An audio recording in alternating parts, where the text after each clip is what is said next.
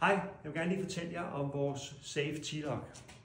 Vi har udviklet en lås, som passer til alle de danske og skandinaviske døre.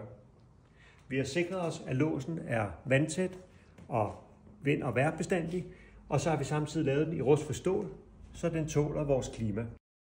Låsen her, som har oval cylinder, passer på din dør, hvis du har den samme nøglecylinder siddende på døren. Den bliver monteret igennem de huller, der er i døren i forvejen, så du ikke behøver at bore. Hvis din dør eller din lås ser anderledes ud end det, du ser her, så har vi også lavet andre udgaver. Så vi har en her, der er mere universal.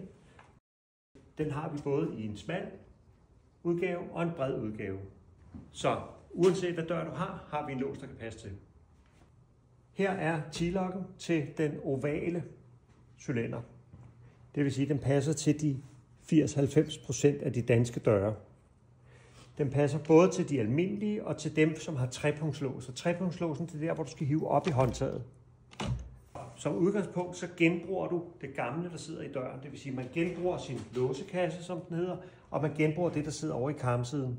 Og blot aftager man alt det gamle udstyr, cylinderen og ring og greb, og sætter det her langskilt ind over.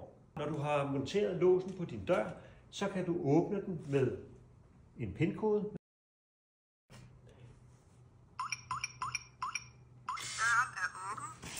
Eller man kan åbne den med en brik.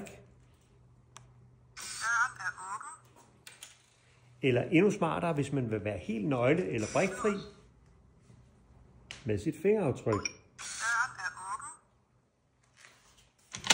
Når du har monteret låsen, og du har hentet vores gratis app, som hedder T-Lock, så ser billedet for eksempel sådan her ud. Du kan nu åbne låsen direkte med din app.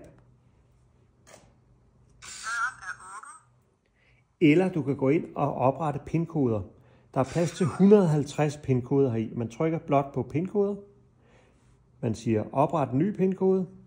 Her kan man så vælge enten at lave en tidsindstillet til en håndværker, som skal komme ind fra kl. 8 til kl. 16, eller fra mandag til torsdag. Eller man kan lave en engangskode til vinduespudseren. Trykker vinduespudser og siger opret. Den her kode vil kunne åbne døren en gang.